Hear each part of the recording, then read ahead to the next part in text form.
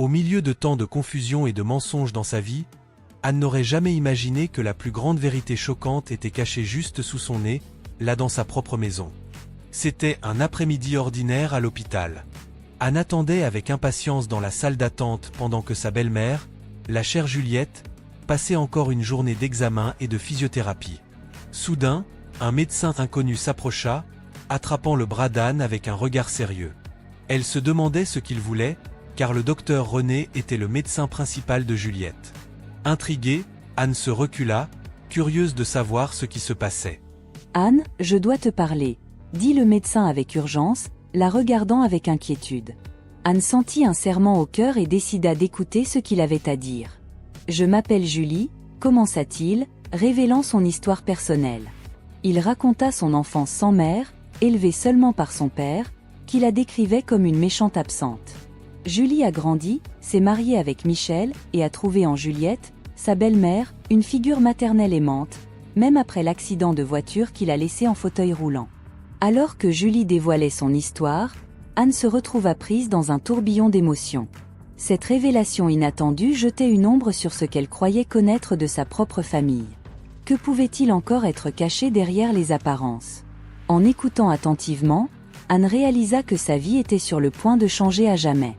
La vérité était devant elle, prête à dévoiler des secrets depuis longtemps gardés. Ma belle-mère était autrefois pleine de vie et de joie, mais depuis l'accident, elle a beaucoup changé. J'imagine que lui accepter sa mobilité limitée doit être difficile. Bien qu'elle ait eu plusieurs aides-soignants, aucun ne semblait convenir, et elle ne faisait que s'aggraver. Elle nous appelait toujours, disant qu'elle se sentait seule et voulait que nous revenions, ne serait-ce que pour un court instant. Inquiets, nous avons décidé de retourner chez la famille de mon mari pour prendre soin d'elle. Nous avons pris une semaine de congé, en utilisant nos vacances pour rester à ses côtés, et nous retournerions au travail une fois qu'elle irait mieux. Lorsque mon mari et moi lui avons rendu visite, ma belle-mère semblait soulagée. Mais lorsque nous avons dit que nous devions retourner au travail, sa réaction a complètement changé. Elle ne voulait pas que nous partions, suppliant « S'il vous plaît, ne me laissez pas seule », presque hystérique. J'ai essayé de la calmer, en disant « Écoute, Michel doit vraiment retourner au travail, mais je vais voir si je peux rester un peu plus longtemps. Je serai là dès que je le pourrai. Si tu restes, ce sera génial. Michel, je pense qu'il vaut mieux que tu retournes, d'accord? Je t'attendrai. » Depuis qu'elle a perdu son mari, ma belle-mère est restée longtemps seule. Notre visite a dû lui apporter de la joie, mais la nouvelle que nous partions a dû la rendre anxieuse et confuse. J'ai décidé de travailler à domicile pendant un certain temps pour rester avec elle, mais elle ne supportait pas d'être seule.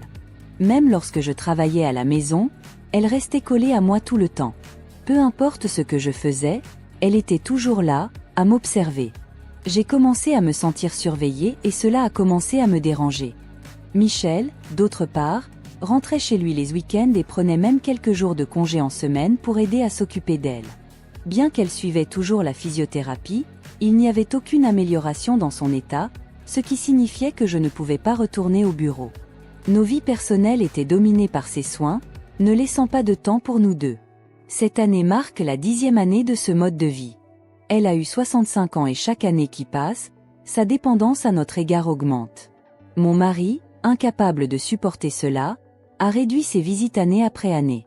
Même si je sortais juste quelques minutes, ma belle-mère se mettait dans tous ses états, criant pour que je l'emmène avec moi. La calmer prenait une éternité et je ne pouvais pas retourner dans notre propre maison. Mais je ne pouvais pas abandonner la femme qui m'avait accueillie d'une famille monoparentale, sans jugement ni préjugés. Puis, un jour, tout a changé.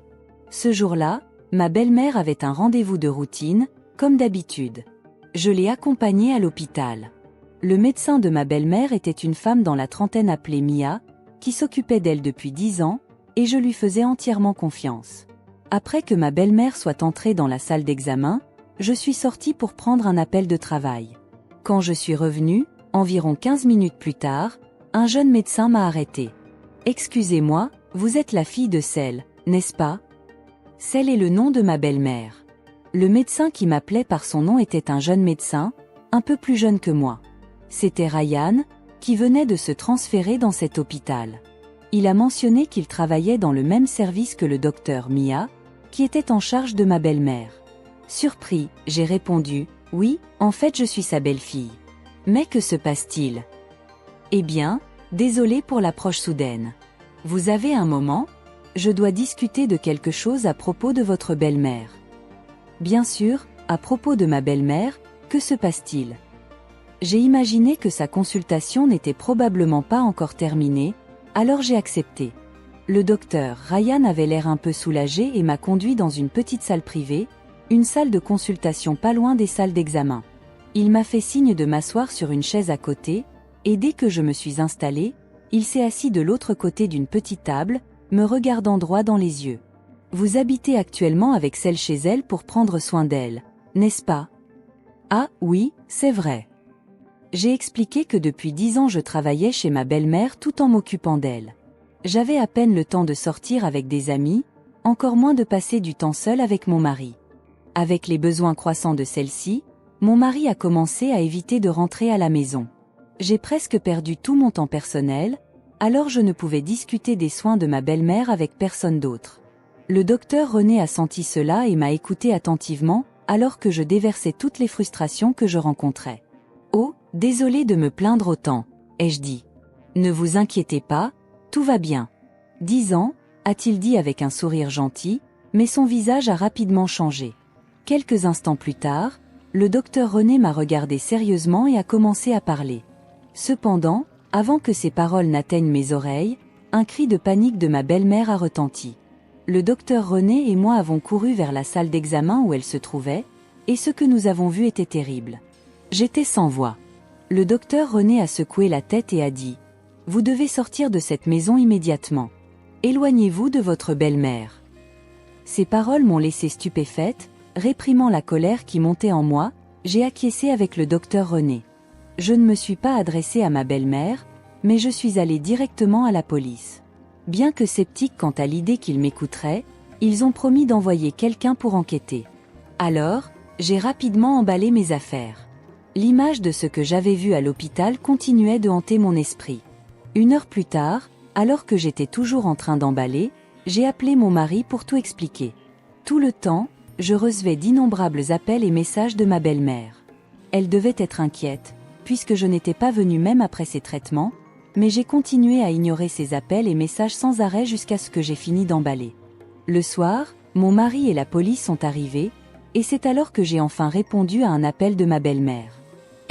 « Où es-tu? J'ai appelé tant de fois. Pourquoi tu ne réponds pas ?» Dès que l'appel a été connecté, ma belle-mère a crié avec fureur. Normalement, je me serais immédiatement excusée. Mais cette fois, avec une attitude ferme, j'ai dit « Je suis à la maison. Pourquoi tu m'as laissé derrière et es rentré à la maison en premier? Comment as-tu pu faire ça ?» Ma belle-mère a continué à se plaindre et à se lamenter. Soupirant, j'ai dit « Eh bien, j'ai réalisé que je n'ai plus besoin de vivre avec toi. Je retourne à la maison où est mon mari », ai-je dit fermement à ma belle-mère. « Eh bien, Anne, à quoi tu penses? Comment espères-tu que je vive sans toi? Comment vais-je rentrer de l'hôpital? Tu sais sûrement mieux, n'est-ce pas? Pourquoi ne pas rentrer chez toi à pied? Après tout, tes jambes vont bien, alors tu n'as pas besoin d'un fauteuil roulant ou de soins, n'est-ce pas? » Elle a continué à se plaindre. Ma belle-mère a poussé un petit cri. Je pouvais imaginer qu'elle était extrêmement contrariée. Alors je lui ai raconté ce que le docteur René m'avait dit et ce que j'avais personnellement constaté. Selon le docteur René, les tests récents avaient montré qu'il n'y avait aucun problème avec les muscles ou les nerfs dans le corps de ma belle-mère. C'est alors qu'il a pensé que cela pouvait être dans sa tête. Il pensait peut-être que ma belle-mère croyait sincèrement qu'elle ne pouvait pas marcher et que cette croyance l'empêchait de le faire. Apparemment, le pouvoir de telles croyances peut être incroyablement fort, et il envisageait non seulement une thérapie physique pour les jambes, mais aussi des soins psychologiques. C'est pourquoi il a envisagé de m'inclure dans le plan de soins en tant que famille et m'a appelé pour en discuter. Mais il s'est avéré que ce n'était même pas nécessaire. Pendant que je parlais avec le docteur René, nous avons entendu un cri de femme venant de la salle d'examen. C'était ma belle-mère. Le docteur René et moi nous sommes regardés et nous sommes rapidement dirigés vers la salle. La porte de la salle d'examen avait une fenêtre et à travers celle-ci, nous avons vu ma belle-mère faire des gestes comme si elle éloignait un insecte. En effet, le cri venait de ma belle-mère. Mais pourquoi y aurait-il un insecte dans la salle d'examen? Il s'est avéré que ma belle-mère avait confondu la poussière avec l'insecte. Nous l'avons vu ramasser la poussière et se diriger vers la poubelle pour la jeter. Incroyablement, ma belle-mère marchait sans avoir besoin d'un fauteuil roulant ou d'une canne, se déplaçant à petits pas légers. J'ai regardé avec stupeur pendant que le docteur René me poussait dans le coin du couloir. En jetant un coup d'œil dans la salle d'examen, nous avons remarqué que ma belle-mère ne semblait pas être consciente de notre présence. Elle est calmement retournée à son fauteuil roulant comme si rien ne s'était passé. À ce moment-là, le docteur René est revenu dans la salle et a lentement tendu la main vers ma belle-mère. Ma belle-mère, apparemment en réponse, a mis une enveloppe marron dans sa main. Le docteur René a discrètement glissé l'enveloppe dans la poche de sa jupe, agissant comme si rien d'inhabituel ne s'était produit, a poussé le fauteuil roulant de ma belle-mère vers les installations de physiothérapie. Dio, ça va. J'étais tellement bouleversée par la série d'événements que je suis restée figée jusqu'à ce que le docteur René me parle doucement. Ce n'était pas qu'elle ne pouvait pas marcher, ni même qu'elle croyait qu'elle ne pouvait pas. Elle faisait semblant d'être immobile. Tremblante, j'ai senti la main du docteur René sur mon épaule et il m'a gentiment conseillé de sortir immédiatement de la maison de ma belle-mère. Et un clin d'œil, j'ai fait mes bagages pour échapper à ma belle-mère. Tout au long de mon histoire, ma belle-mère est restée silencieuse. Enfin, avec un soupir audible au téléphone, elle a commencé à parler, peut-être réalisant qu'elle ne pouvait plus éviter la vérité. C'était vrai que j'avais été en fauteuil roulant après un accident de voiture et c'était vrai que j'avais été gravement blessée au point d'avoir besoin de soins. Mais, grâce au traitement, environ 5 ans après l'accident, j'ai réussi à marcher avec l'aide d'une canne. Mon mari et moi, écoutant en haut-parleur, avons été choqués de penser qu'elle s'était rétablie en seulement 5 ans. Alors, quel était le but des 12 années que nous avons passées à nous occuper d'elle ? Elle a dit: « Je craignais que, une fois que vous auriez découvert que je pouvais marcher, vous me laisseriez tomber, DIU. Mike, je ne supporterais pas cette idée. » Nous savions qu'elle nous aimait beaucoup grâce à son attitude quotidienne. Elle nous a fait prendre soin d'elle pour nous assurer que nous ne la laisserions pas. DIU, je t'aime vraiment comme ma fille. Après que Mike soit parti et que mon mari soit décédé, je me suis sentie si seule, répétait ma belle-mère plusieurs fois. Mais nos cœurs sont restés inébranlables. Nous savions que c'était maman Mike, mais la façon dont vous avez mené cela était fausse. Nous ne pouvons plus être à vos côtés, désolé. Regarde, je me suis occupée de vous au cours des 10 dernières années, tandis que mes collègues progressaient dans leur carrière, se mariaient et avaient des enfants. À cause de vous, je n'ai pas pu avoir mon propre enfant. J'avais presque abandonné l'idée d'avoir des enfants, mais maintenant je sens que les 10 dernières années ont été vaines. Pourquoi nous avez-vous trompés au point de nous occuper de vous ? Je ne voulais pas la blâmer, mais à mesure que les mots sortaient, mes larmes aussi. Avec mon mari me soutenant, j'ai dit à ma belle-mère que je ne prévoyais plus de m'occuper d'elle. Nous allions quitter sa maison aujourd'hui et ne plus jamais être en contact avec elle. Ma belle-mère a protesté et est devenue hystérique, mais nous avons raccroché. La police, après avoir compris les détails, a dit qu'elle lancerait une enquête. 2 mois plus tard, après notre déménagement, j'étais dans un hôpital avec mon mari alors que nous étions sur le point de partir après avoir terminé notre consultation médicale. Quelqu'un de familier a couru vers nous. C'était le docteur Mia, qui devait être la médecin de ma belle-mère. Nous l'avons reconnue avec des joues plus pleines, mais elle avait l'air battue et fatiguée. Il émanait d'elle, demandant pourquoi elle était dans cet hôpital. Nous n'avons pas pu refuser quand elle s'est approchée avec un regard désespéré. Alors, à contre-séhure, nous avons écouté ce qu'elle avait à dire. Il s'est avéré que le docteur Mia savait depuis le début que la jambe de ma belle-mère était guérie et elle avait accepté son argent pour émettre un diagnostic d'invalidité. Elle a mentionné que l'argent était également dans l'enveloppe qu'elle avait reçue de ma belle-mère ce jour-là. Apparemment, suite à une plainte du docteur René récemment, l'hôpital a découvert et elle a été immédiatement renvoyée. De plus, comme elle continuait à falsifier des certificats médicaux, il est probable qu'elle soit arrêtée pour fabrication de dossiers médicaux et il est presque certain que sa licence médicale sera révoquée. Cependant, elle a insisté sur le fait qu'elle n'avait rien fait de mal. Incroyablement, le docteur Mia a prétendu que l'argent n'était pas un cadeau d'appréciation de ma belle-mère, mais plutôt un pot de vin de mon mari et moi. Elle a prétendu que nous avions conspiré pour frauder l'allocation d'invalidité, rendant ma belle-mère handicapée, et qu'elle avait rédigé les documents nécessaires à contre-séhure après des menaces et des pots de vin de notre part. Mais il n'y avait pas de preuve de cela. C'était le docteur Mia qui avait tendu la main à ma belle-mère ce jour-là. Je ne pouvais pas croire qu'elle mettait toute la faute sur nous juste parce qu'elle était dans le pétrin et sur le point d'être arrêtée. De quoi parlez-vous? Nous n'avons rien fait de tout ça. Non. C'est la vérité. Je vais tout dire à la police, a crié le docteur Mia, les yeux rouges de colère, nous faisant blêmir. Même si ces allégations n'avaient pas de preuves, il serait difficile pour nous de prouver que nous n'avions rien à voir avec elle. Effrayés à l'idée d'être contraints de prouver notre innocence, mon mari et moi avons failli éclater en larmes quand une femme s'approcha de nous. Elle se plaça entre le docteur Mia et nous protégeant. « Vous êtes la directrice, n'est-ce pas ?» demandai-je. « J'ai besoin de vous parler de toute urgence, » dit la femme. « Le dottore Mia palit. » Elle tenta de forcer un sourire et s'approcha, flattant la femme. « Vous avez besoin de quelque chose de ma fille ?» La femme qui regardait fixement le docteur Mia était la directrice de l'hôpital, Evelyne, ma mère. Oui, ma mère dont j'ai été séparée enfant à cause du divorce. Elle était médecin, et après le divorce, elle a rapidement gravi les échelons pour devenir la directrice d'un important hôpital universitaire. Elle a également accepté de révoquer la licence médicale du docteur Mia quand elle a appris ses méfaits. Oh, vous êtes de la famille? Dans ce cas, pourriez-vous, s'il vous plaît, m'écouter? Le docteur Mia supplia, essayant d'attendrir ma mère. Mais ma mère secoua la tête. Ne me prenez pas pour une idiote. Vous deux, vous avez traîné dans l'hôpital et devant les autorités pendant 10 ans, en gardant mes filles enfermées chez elles. Celle les a gardées à la maison parce qu'elle avait peur d'être seule. Vous, en revanche, avez payé vos dettes avec les prestations d'invalidité de celle. Vous deux êtes des fraudeurs et devez subir la punition appropriée et réparer les dégâts. L'appel du docteur Mia a été rejeté abruptement. En aucun cas, absolument pas, dit ma mère. Le docteur Mia, réalisant qu'il n'y avait rien qu'elle puisse faire, s'effondra au sol en désespoir. Les regards des personnes autour de nous étaient fixés sur elle, et nous ne pouvions nous empêcher de regarder avec des sentiments indescriptibles. Soudain, une forte traction vint de derrière. Effrayée, je me retournai et vis, étonnamment, ma belle-mère debout à côté de mon père. « Qu'est-ce que tu as fait à Juliette ?» Mon père cria en colère à ma belle-mère. « Papa, pourquoi es-tu ici? Et pourquoi avec ma belle-mère ?» Quand j'ai su que celle recherchait Julie, j'ai voulu aider.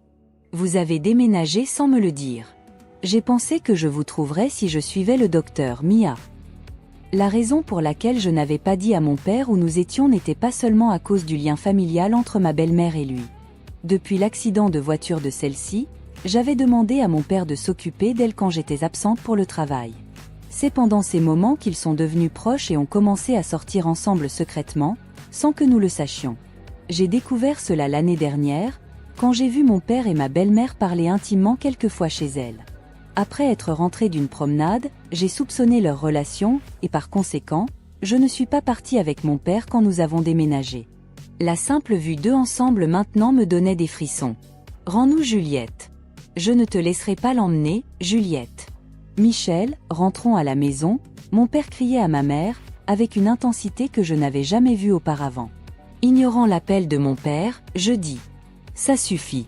Je sais que toutes les histoires que tu m'as racontées sur maman sont des mensonges. » Le visage de mon père a pâli à mon cri. J'ai découvert qu'après le divorce, il m'avait nourri de mensonges sur ma mère pour m'empêcher de vouloir la retrouver. Les histoires selon lesquelles elle le traitait comme un esclave ou l'avait quitté pour un homme plus jeune étaient toutes fausses. Ma mère, une médecin réussie, avait toujours un agenda chargé. Mon père le savait quand ils se sont mariés, mais après que j'ai commencé l'école maternelle, son attitude a changé radicalement. Il la blâmait pour l'absence de vacances en famille et a décidé de divorcer, prétendant qu'elle n'était pas une bonne mère. Mon père m'a soudainement pris et a quitté notre maison le jour de mon 4e anniversaire. En réalité, c'était mon père qui était parti, pas ma mère. Après l'accord de divorce, même si ma mère avait un revenu décent, elle ne pouvait pas garantir le temps pour m'élever, alors mon père a été désigné pour vivre avec moi. Cependant, ma mère envoyait une somme substantielle de pension alimentaire chaque mois. Je ne le savais pas avant de retrouver ma mère.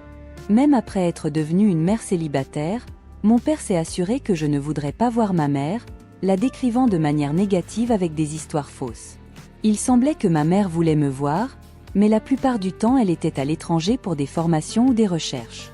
Pourtant, elle continuait de m'envoyer des lettres de l'étranger, mais mon père les cachait. Il y avait des moments où il semblait qu'ils pourraient se retrouver, mais il y avait toujours quelque chose qui surgissait où ma mère recevait un appel d'urgence à l'hôpital, où mon père inventait une excuse pour annuler au dernier moment. Depuis toute petite, j'entendais dire que ma mère ne pouvait pas être retrouvée ou que personne ne savait où elle était. J'ai découvert que c'était un mensonge. La raison pour laquelle mon père pouvait se permettre de voyager tous les 2 mois et de payer ma scolarité à l'école et à l'université était grâce à l'argent de la pension alimentaire de ma mère. Notre vie confortable était entièrement grâce à elle. L'histoire de mon père travaillant tard le soir était également une imposture pour donner l'impression qu'il se battait avec l'éducation des enfants. Il avait un travail de 9h à 17h comme tout le monde. Ensuite, il passait la nuit quelque part, ne rentrant chez lui que tôt le matin. Quand mon père a crié et a dit « Où est ta preuve ?», ma mère lui a calmement montré l'application bancaire sur son téléphone. Elle a dit « C'est ainsi que j'ai transféré de l'argent pour toi au fil des ans, autant pour toi que pour ta compagnie. » Curieusement, leur entreprise a des politiques strictes contre les deuxièmes emplois, donc c'est impossible. Je peux le confirmer avec eux, si vous voulez. Mon père s'est effondré et ma belle-mère a tenté de le réconforter. Voir mon père ainsi m'a fait réaliser que j'avais été trompée toute ma vie. Bien que la vérité soit choquante, j'ai ressenti plus de colère que toute autre chose.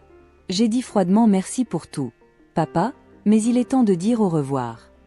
En disant cela, mon père s'est accroché à moi, et ma belle-mère a dit « Juliette, ton père a fait tout ce qu'il pensait être le meilleur pour toi. » J'ai répondu « Non, il l'a fait pour lui-même.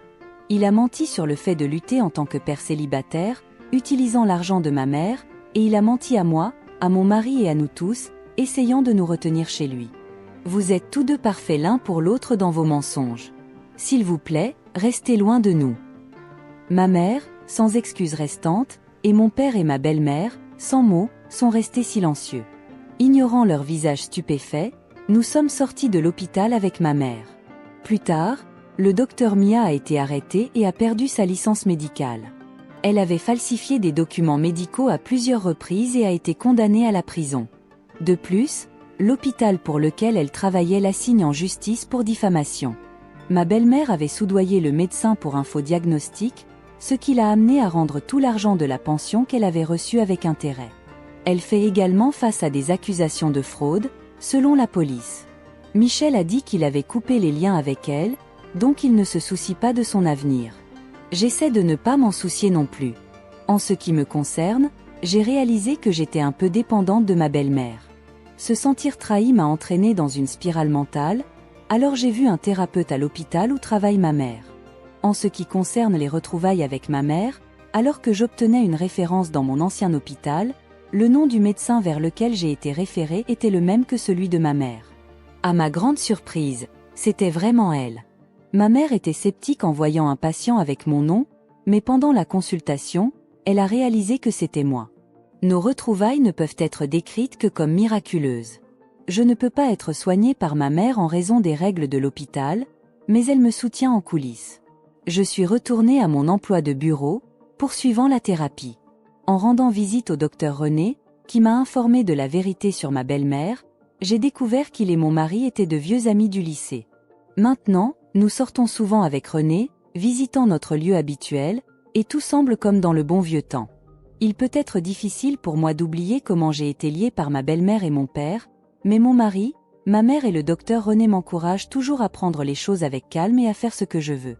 Grâce à cela, je prévois des voyages avec mes amis ou d'aller dans des cafés seuls. Et ainsi, entre larmes et sourires, Anne a finalement démêlé les secrets qui obscurcissaient sa vie. Avec l'aide de personnes véritables autour d'elle, comme sa mère Evelyne, son mari Michel et le dévoué docteur René, Anne a trouvé la force d'affronter la vérité et d'aller de l'avant. Les obstacles et les défis qu'elle a affrontés ne l'ont rendue que plus forte, et maintenant elle est prête à embrasser l'avenir avec courage et détermination.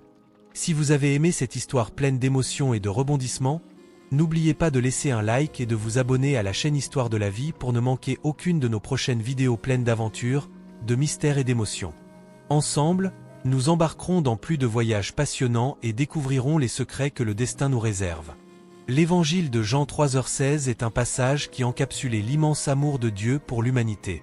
Il dit ainsi, « Car Dieu a tant aimé le monde qu'il a donné son Fils unique, afin que quiconque croit en lui ne périsse pas, mais qu'il ait la vie éternelle. » Ces paroles sont un rappel de l'amour inconditionnel de Dieu pour chaque personne dans ce monde. Il ne nous aime pas à cause de ce que nous faisons ou de qui nous sommes, il nous aime simplement parce que nous sommes ses enfants. Le sacrifice de Jésus-Christ sur la croix est la plus grande expression de cet amour, montrant que Dieu était prêt à tout donner pour nous, afin que nous puissions avoir la vie éternelle à ses côtés.